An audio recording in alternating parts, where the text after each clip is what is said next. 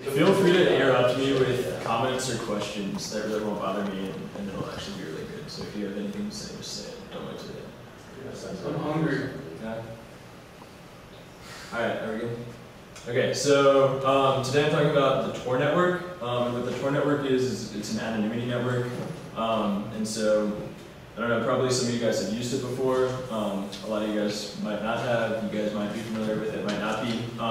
But kind of a central question to why I'm going to be talking about a network is why do we need such a network? And so it's kind of based on the idea that if you want true freedom of speech, you're going to want true anonymity.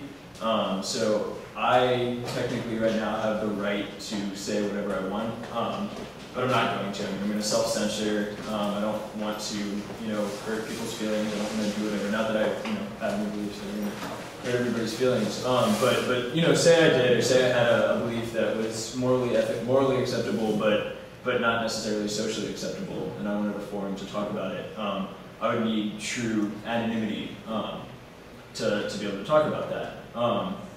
And so there's kind of a concept of pseudonymity and anonymity, and then there's kind of conversation where you're tied to like a persona or a reputation. So as we're talking here, I'm tied to my reputation. You guys know who I am, and I know who you are. If I was acting under a pseudonym, you could tie all of the things that I said collectively under that pseudonym together, and they could act as a person, but that couldn't be tied to me. And then totally anonymously, every statement that I would say would come from a different direction, and you wouldn't know who was saying it. You would only receive the information. And so those are kind of different levels of anonymity that we can have. And so, I mean, a lot of the usage of the Tor network comes from people who are repressed by governments, people who are in corrupt government situations, who are whistleblowers, or people who are in circumstances that they don't feel comfortable revealing information about themselves when they're trying to bring light to an issue. So anyway, so the Tor network, I mean, it doesn't really help me right now. I have to be on the internet. Yep. One thing, wouldn't you want some amount of pseudonymity, like, you'd like to trace multiple statements back to one person just to, verify the authenticity of their claims? Right, absolutely, and I'm gonna get to that. A lot of people acting, so there's kind of a nuance in the way that people communicate over the internet that doesn't make them truly pseudonymous. So if I'm on a forum or something like that, and I kind of log in with my login credentials, it's totally anonymous, it's a random made-up word, then say other people on the forum, you guys, wouldn't necessarily know who I am. That would be sort of a weak pseudonym. But the forum administrators could see, or the server administrator could see what IP address I connected from, and IP addresses correlate to your geographic location. So an internet service provider could say, oh, this internet protocol address was registered to David Millard at this time. He made those comments.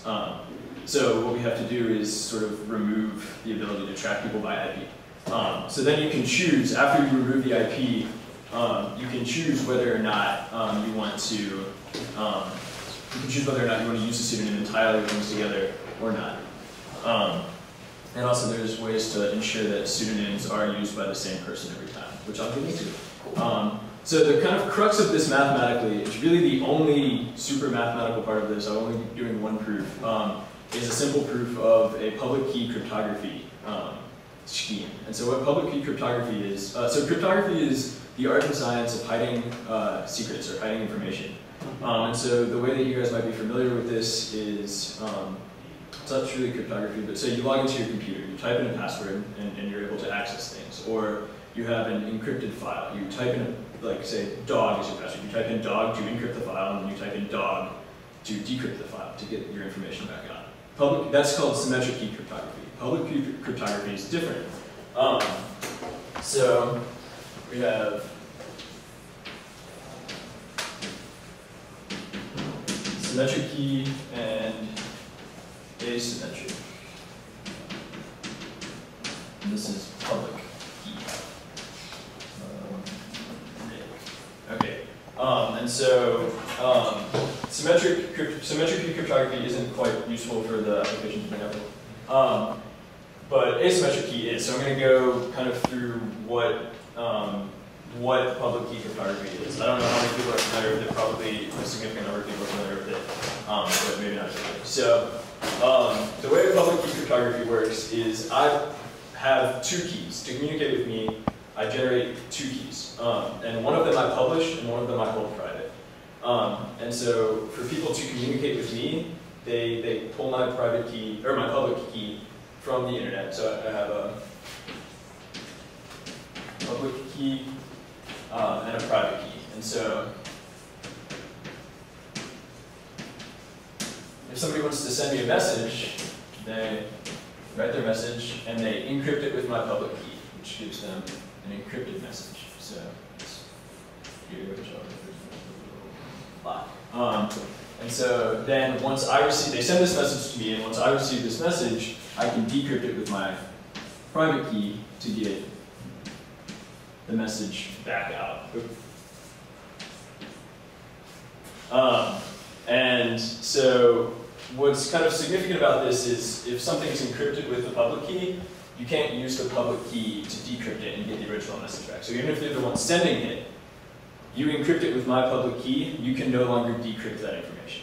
You just send that to me, and then I'm the only person who decrypts it, providing I don't, tell everybody my private key. An interesting consequence of this is, so that's encryption, so you can send things to me. An interesting consequence of this is I can use it backwards. If I know that I'm the only person who has my private key, I can sign messages. So what I can do is I can write a letter, and I can use what's called a hash, which takes all of the information. So it takes a lot of information and compresses it to unique. It's not really unique, but it's more unique than anything else. Little piece of data. So this is, say, 256 bits. I can encrypt this with my private key and attach it to the letter. So here's my signature right here. I mail this out to everybody, and then you on the other end can decrypt the signature with my public key, take a hash of the letter that you received, say, does the decrypted hash match the hash that I just calculated? And if it does, you know that the information was the same from when I sent it to when you received it. So it's kind of an integrity process for verifying that things come from who you think they come from. And all this requires that I'm the only person who knows my private key, and everybody knows my public key. So that's kind of the idea behind public-private key, asymmetric key cryptography. Now, does anybody have any questions about sort of the general theory of it? So the public and the private key the public and private systems can undo each other no matter which of the two ways you apply. Right, so it works in either direction. Say I generate two numbers, they're not significant until I choose one to send out to everybody. So one's an inverse function to the other, effectively. Effectively, yeah. Okay. Then I will talk about RSA. So RSA, should I leave this up? Is that a useful diagram for people? Eddie, are we all right? Can I? It's all you, man. All right, so I'm going to talk about a public key, asymmetric key encryption scheme called RSA. So this stands for Rivest, Shamir, and Edelman. And those are the names of the three people at MIT who came up with this. It was in the 70s, late, middle 70s. Another guy in Britain came up with a similar protocol, but it was sort of entrapped by British Secret Service, like trade secrets, I don't know what you call them. So but it was never published, so RSA got the patent on this. They came up with it independently. They didn't base anything on the British guy whose name was Cook's work. So here we have RSA. So Cook is in like Cook 11? No, his last name is Cook. Yeah. Oh, Cook. Oh, maybe. I have actually no idea. Okay. Yeah. Just curious here. Right, so what we're going to do is we're going to walk through the RSA encryption algorithm. So our first step is pick two large primes, P and Q. And these can be as large as you like, but they should be large because we'll get into why later. The average size, like? The average size, I believe that's currently used is probably like 1024 bits. Maybe it's up into 2048, but these are large numbers. But so is that a number that's 1,024 digits long, or is it's 1,020 binary digits long? So I don't know how many decimal digit does that roughly equates to? If anybody knows. Roughly triple. Triple. Or, sorry, a third. A third. Okay, so it would be like a 300-digit prime. Okay. Or so. Maybe a 600-digit prime. So these are really big numbers. And that's important for the working of the algorithm. And so there's a number of ways you can actually compute these. Large primes are hard to find. I'm sure these have all been generated before, but you can also sort of generate a number and use a bunch of different primality tests to see if it works. A well-known one, which I'm going to introduce now, it's called the Fermat primality test, because we're going to get into Fermat's later and the proof that this actually works. So I'm going to talk about Fermat's now. So Fermat's primality test. And so this is based on Fermat's little theorem, which states that if P is prime, that P is prime and A is an integer such that A does not divide P, then A to the P minus 1 is congruent to 1 mod P. And so for those who aren't familiar with modular arithmetic, what this means is that A to the P minus 1 equals K times P for some K that's an integer. So essentially, what this means is that if you divide A to the P minus 1 by P, you're left with 1 as the remainder. And so this is true for any prime number and any number A that's an integer such that it doesn't divide P. And so you can use this to test if large numbers are prime. You pick, say, 50 random integers A or 100 random integers A and cycle through them all quickly. If they all come up with 1, probably you found a prime number. So it's not deterministic. It doesn't say this is definitely a prime number, but it's called a probabilistic algorithm, and usually it's pretty good. This runs into problems with numbers called Carmichael numbers, and I think the first, I'm not even going to go into trying to remember what the first Carmichael number is, but it's actually 561. 241 or so, I thought. 241? 341. 341? So something a little bigger than that. So I thought it was 561, but there are other numbers that are actually composite numbers that satisfy this. So you might have found a Carmichael number, but that's not really relevant for the purposes of this proof.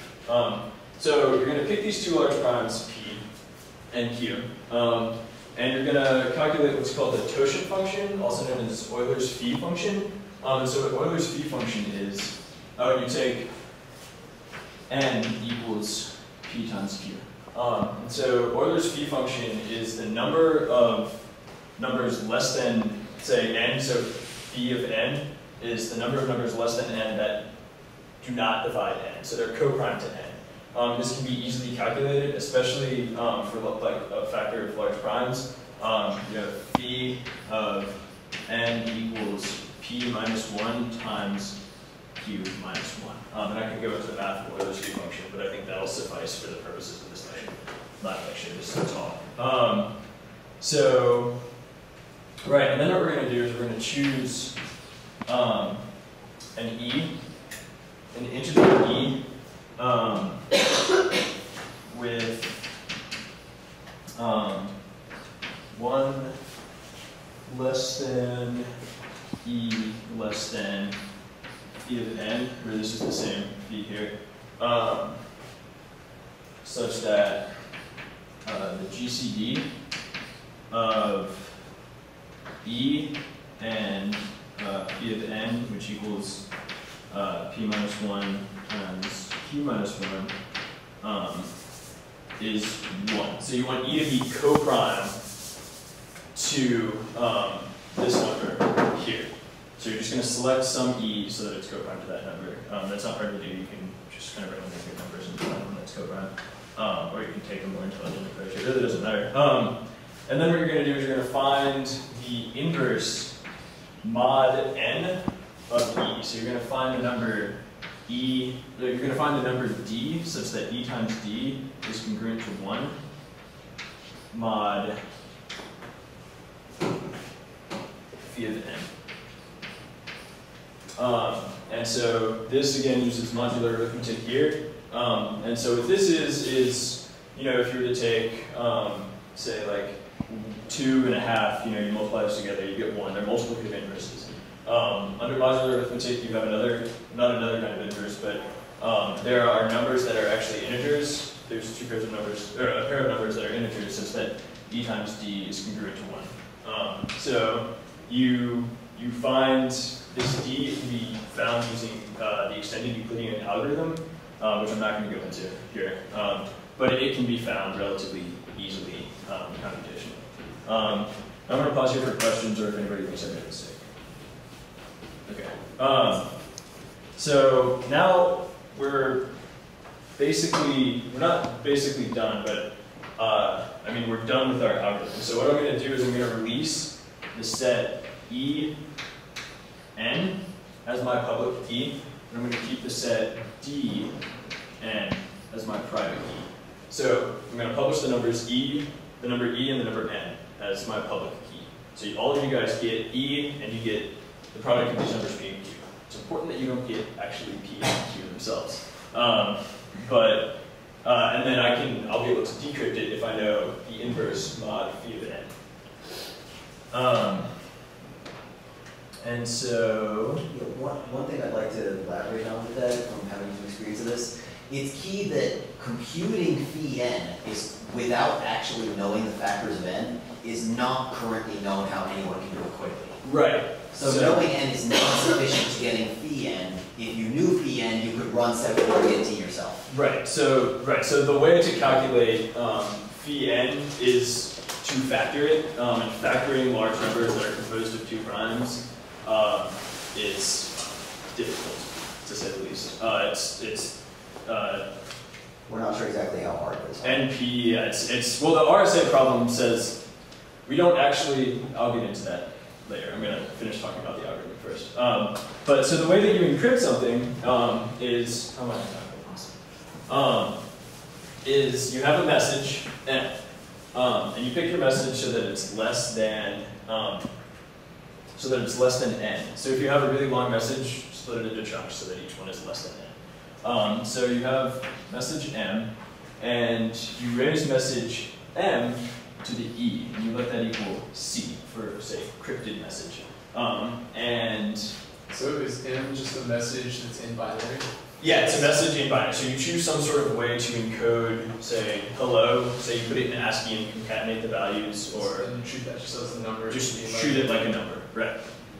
So it's congruent to C mod m. So we're going to calculate m raised to the e is congruent to C mod n. And there's an efficient way to calculate this. So even if e and m are both huge, it'd be really difficult to calculate actually m to the e. But calculating a mod n is more simple, significantly more simple, by a process called exponentiation by squaring. And decryption is actually as simple as I receive C, I raise it to the D, and that's going to be congruent to M mod N.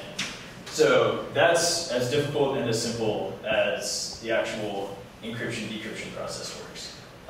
And so I'm going to do a couple things. I'm going to say why this is difficult, which, I don't know, could you tell me your name? Michael, which Michael said. It's really difficult. So the important part is E and D are inverses mod phi of n. So to calculate D, you have to know phi of n. And to calculate phi of n, you have to be able to factor PQ into P and Q. So that's where the difficulty arises. That's where the cryptographic security of this algorithm comes from.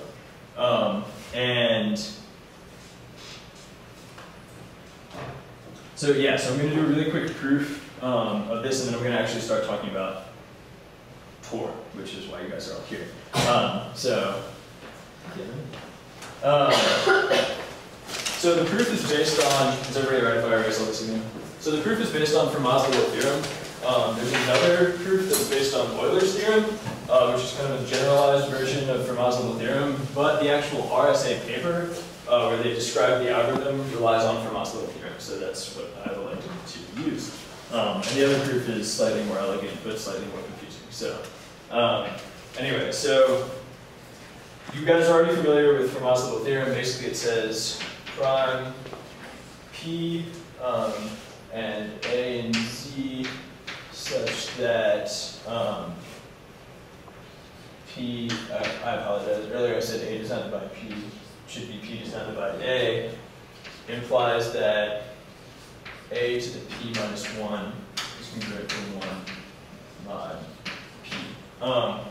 And so what we want to do is show that M to the E raised to the D equals M again, which is congruent to M again, mod P. And so I can omit the mod, just don't want to write mod a lot. So that doesn't mean multiply.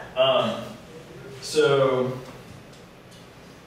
something that could be a little bit more elegant that I've seen people do is write the P as a subscript under the triple equals.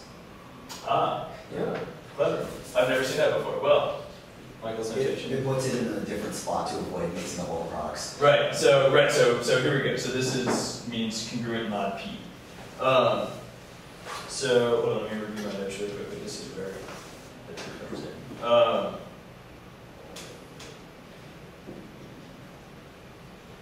Right. So we know that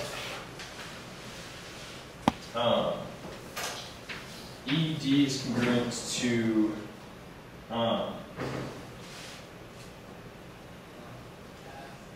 1 mod phi of n. And so what we have here is that ED minus 1 equals H times P minus 1 Q minus 1 for some H in Z. So what this means is basically this H is our multiple. So ED minus 1 is a multiple of phi of n times some integer H. Is everybody all right so far? Is everybody not all right? Agreed. Okay. I'm sorry. So who's n? Who's n? N is PQ from Oh, okay, very good. earlier. I apologize. No. I probably should have erased all of that. And so yeah, for H, so H is positive. And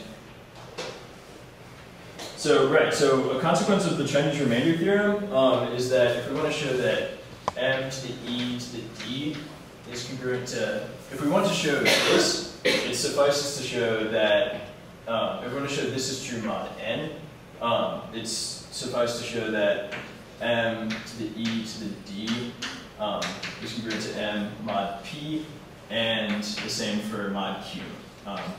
And that'll imply that this is congruent to this mod N. And so there are two cases. Either N can be congruent to, so 1, N can be congruent to 0, mod P. So we're going to split this up into P and Q. They're going to be really symmetric. I'm just going to go with P. You can also do the exact same thing for Q later.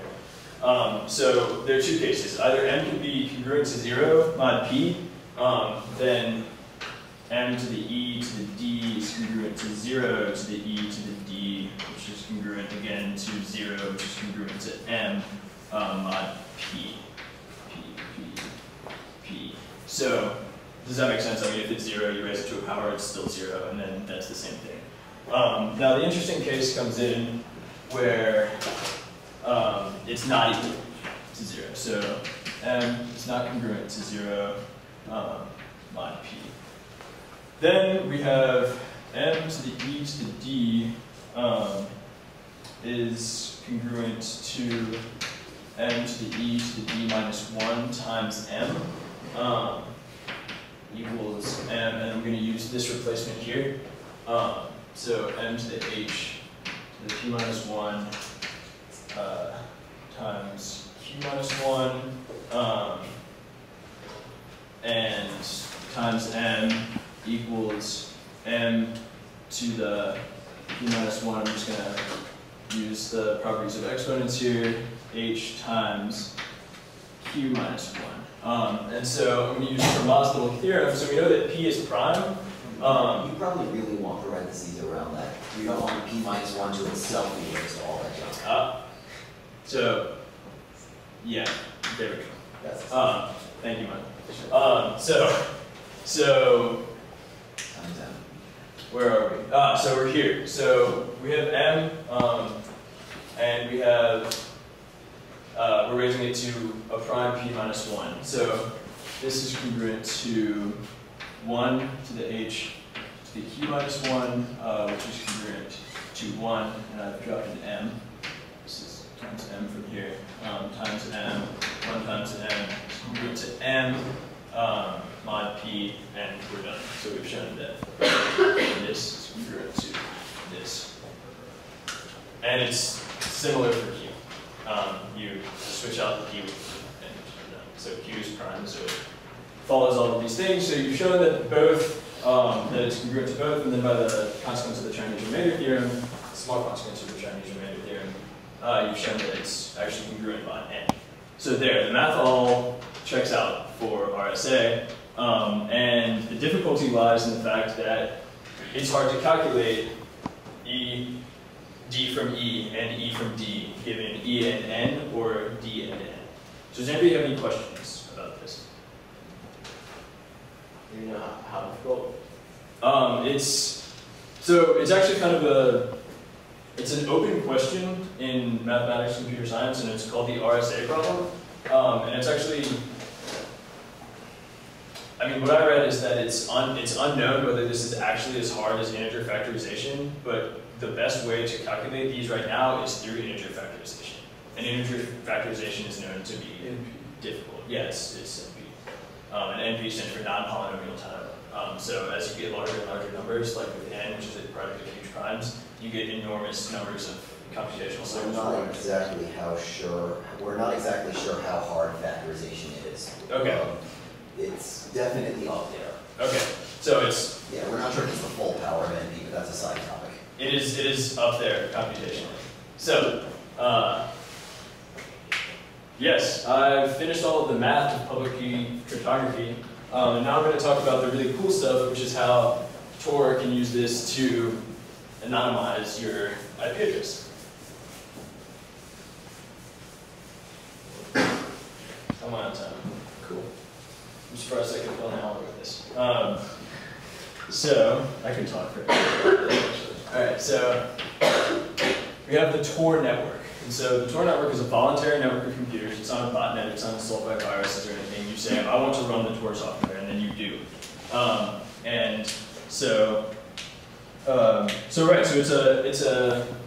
It is a network of computers. And so they're all connected through the normal channels of internet. It goes through the same physical layer that the internet does. It uses actually the same internet protocol. And it goes up several layers, and it actually uses the normal structure of the internet. But it has its own protocol on top of all of that, which is significant. So I have a computer here, and my name is Alice. So I'm Alice. And here is a big cloud of computers, which are all connected to the Tor network. And they're all going to be circles because computers are hard to draw. And then here is a server, which I'll actually draw. So imagine that this is a rack-mounted server, and this is Bob. So me as Alex wants to talk to Bob. I want to say Bob runs a message for. Why are you sitting on the server? Right. Yeah. So Bob runs a message board, and I want to connect to Bob, but I don't want it to be able to be traced back. I don't want Bob to know where I'm coming from. I don't want users of Bob's site to know where I'm coming from. I don't want any of that to be available. So what I'm going to do is I'm going to run the Tor network software. And so what Tor is going to let me do is it's going to let me connect to a database. I'm going to represent this as a globe because that was kind of the picture that was used. So I'm going to first connect to Tor. And I'm going to say, hey, Tor central node, central server, what other computers in the world are running Tor? Who runs the central server? Torproject.org. There's also more lists. They're kind of mirrored around. But torproject.org, the guys in charge of it, generally run it. There's also distributed hash tables that hold the information of all of these people. And I'm going to get into distributed hash tables later with hidden services. But yeah, so these are run by the Tor network developers and stuff like that.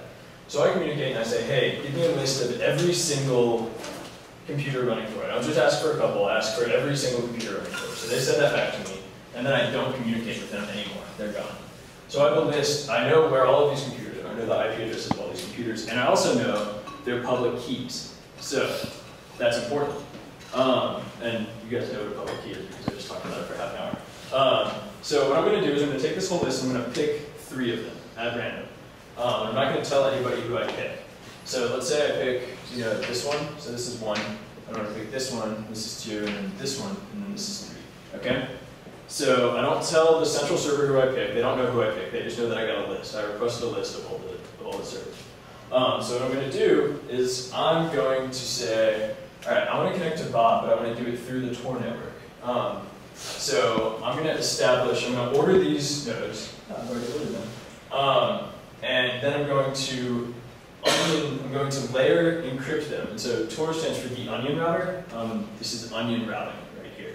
So I'm going to encrypt this with multiple layers of encryption.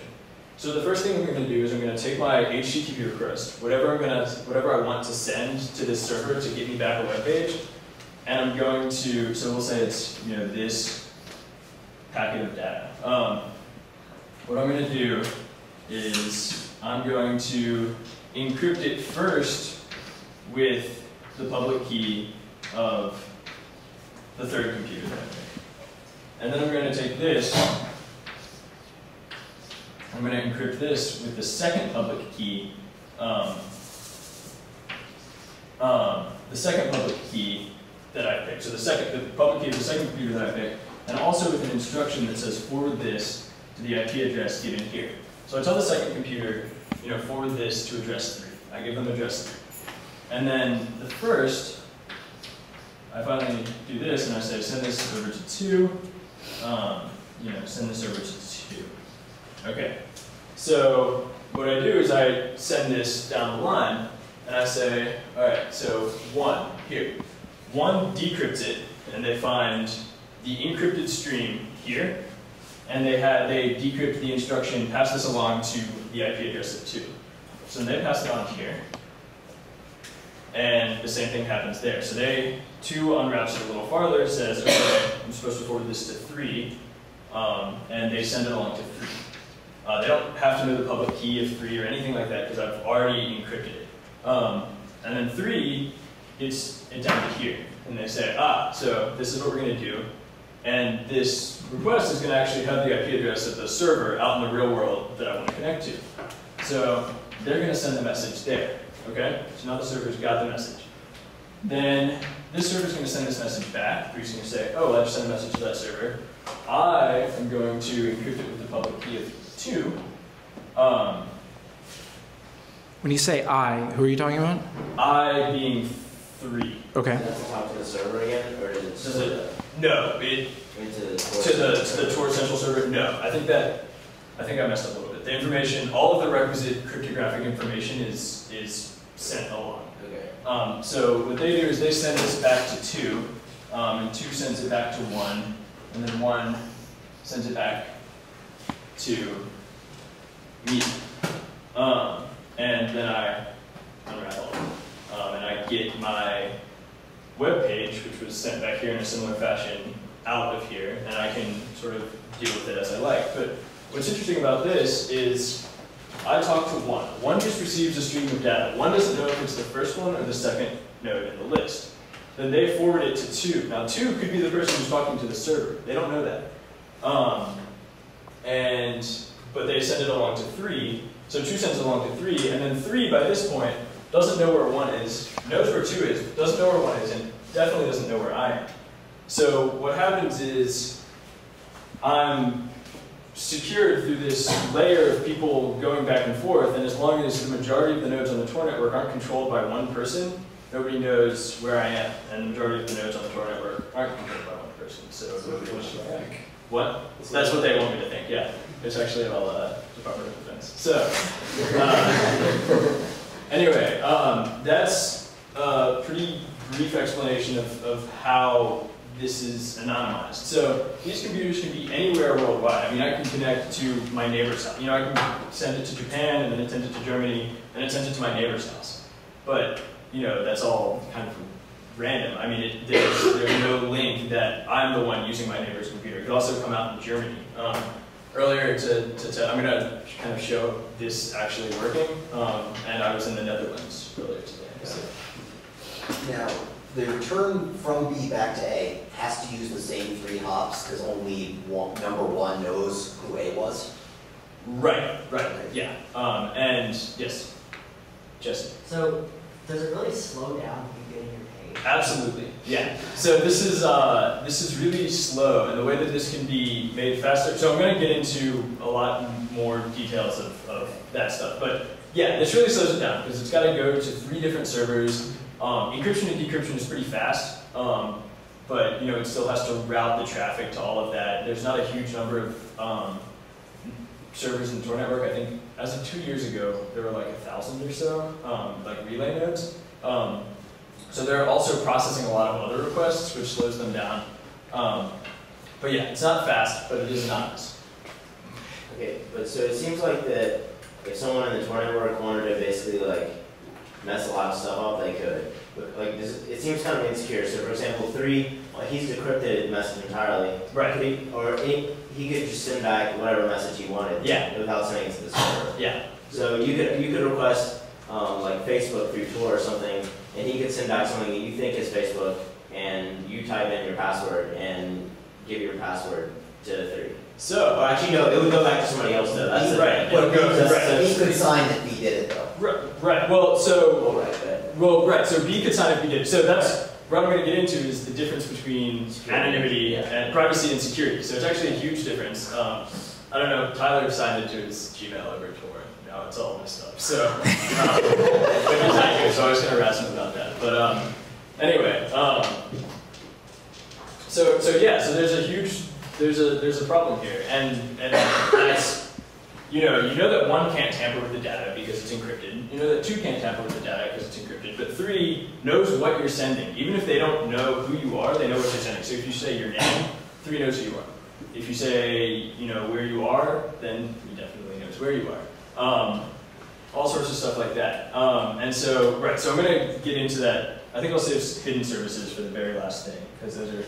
Wait, the middle layer wouldn't be encrypted with B's key though? Right, so that's what you can do. So if you actually know what you're doing here, and Gmail actually does this by default. I think Tyler's on it in Facebook or something. But you can use what's called SSL, which stands for Secure Socket Layer, or TLS, which is Transport Layer Security. But what these do is these implement public key crypto between 2 points. So I can get a certificate for B. Or I can, say, like, let's send this securely to B. There's a way to negotiate a handshake without directly contacting B myself. I can actually do it through 3, and everything is still cryptographically secure. Kind of along the lines of like signing it? Right, yeah, so it can be signed by a signature that I know and trust. And these are signed by certificate authorities like VeriSign. So it's centralized signing authorities, but they're more trustable than, say, Node 3. So you always assume the worst about Node 3. Or about everybody, actually, in this crazy paranoid world of security. So what we can do is we can sort of add another layer in here, like Michael said, and you sign it with B's key. 3 can't tamper with it, because they know where it's going, but they don't know what it says. They can't tamper with it on the way back. It's also encrypted back to you. And then, you're great. You're secure and you're private. And as long as you don't say, hey, I live in Athens, Georgia, my name's David Millard, the server at B doesn't know where you are any more than it would have before, because the handshake protocol is still anonymous. All right. So yeah.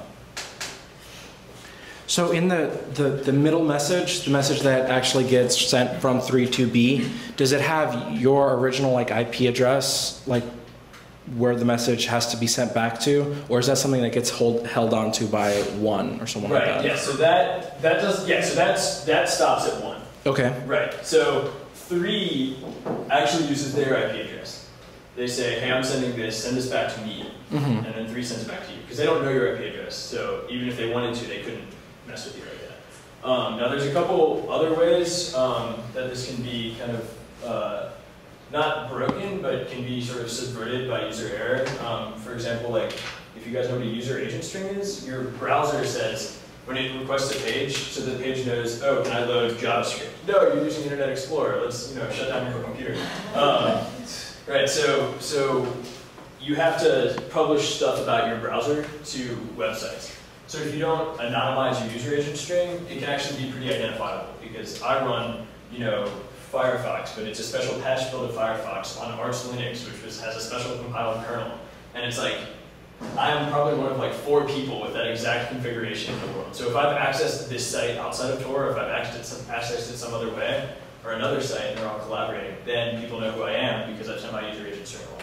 So what I can do is just say, oh yeah, I'm using Windows NT and Firefox, because that's what everybody uses. And so then you get kind of lost in the masses there. So that's kind of an interesting thing that people don't think about. All right, so there's something called hidden services, which are services that, like servers that can only be accessed through the Tor network. They can't be accessed from the normal web. Nobody knows where they are, but they can connect to them. Also, I can show you this working. So we probably only have time for one. Which one do you guys want? The math of hidden services or it working? Probably what I'm going to show you is just, my IP address is in the Netherlands. Show it working? Yeah? No more math? This is Math Club? Alright, so. Do you guys mind if I turn off the lights? As I turn off the lights? A lot of people will just use various add-ons to disable all those services. All the what? A lot of people use add-ons for Firefox. Right, so I'm going to show you guys the Tor button. Most of those hidden sites you speak of don't use things like, they don't use Java. Right. Because they're catering to the people who aren't even using Java. Like, yeah, it's So you're on the... Oh, I'm on? Oh, I thought I had to switch that. Okay. So there's my to-do list. Alright. So what we're going to do is...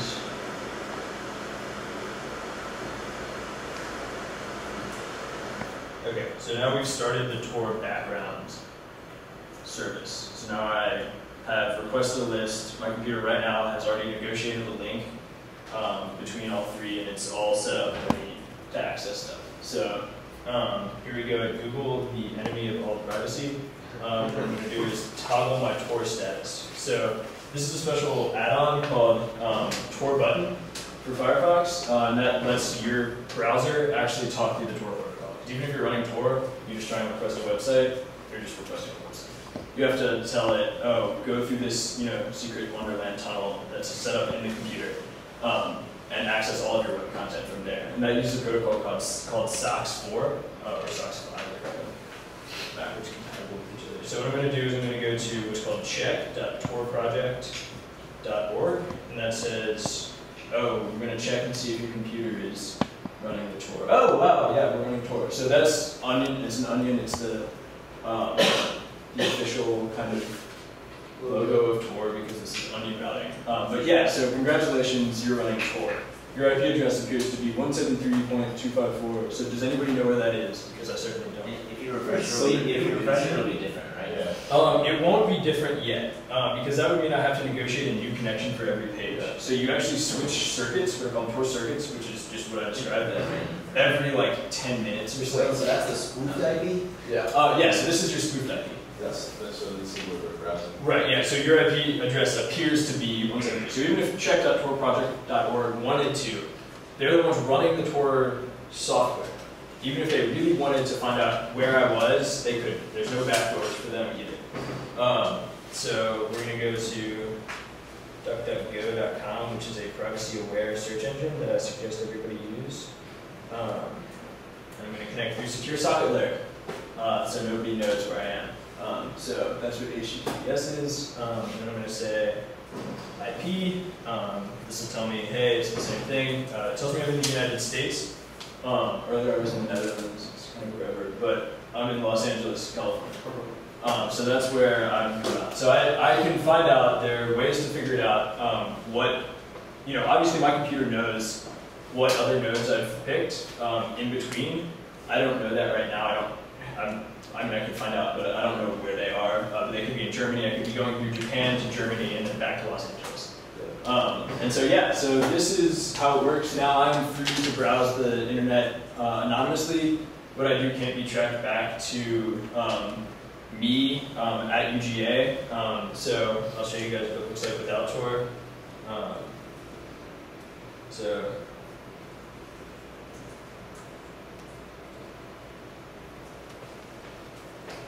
So Tor's still running in the background, but I've turned off the Tor button here. And this is faster though. Yeah, well this page gets a heck of a lot of requests per second. So sorry, I'm not using Tor, and I don't remember what I used.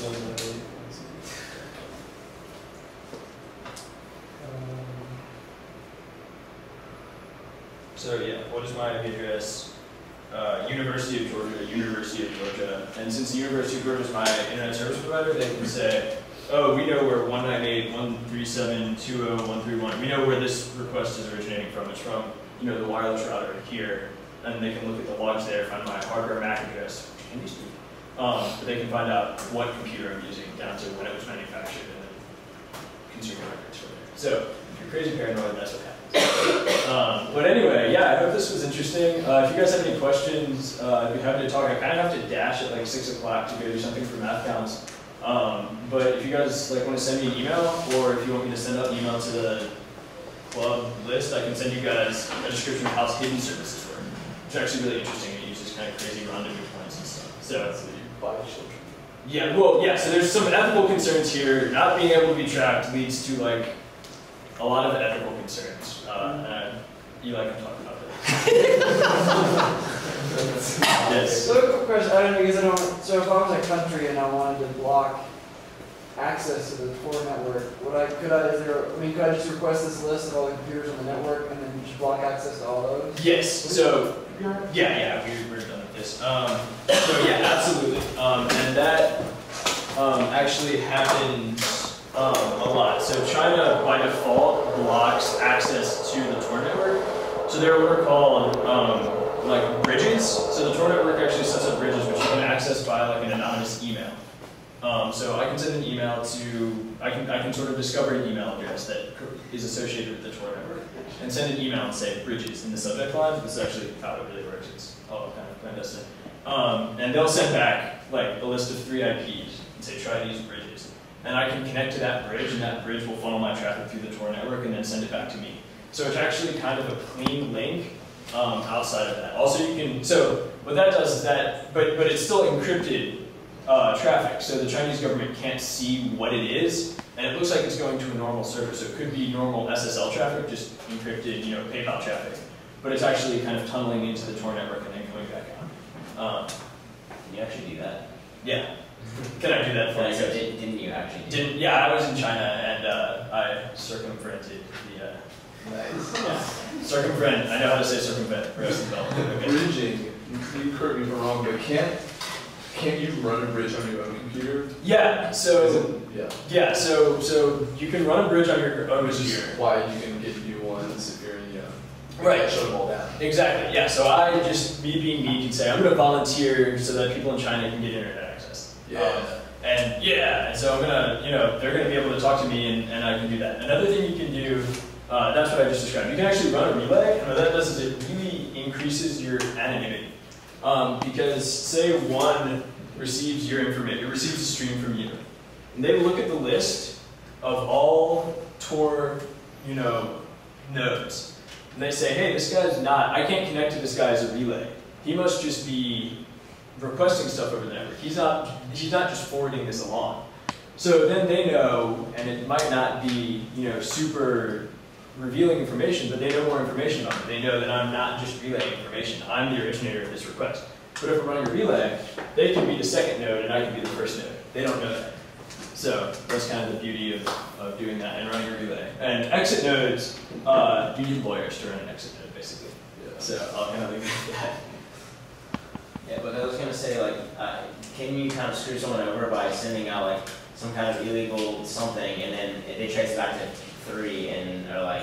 Right, yeah, so that's why you need lawyers. So that's not really screwing people over. I mean, that's a lot of not a lot. A portion of the traffic of the Tor network is used for illicit activity.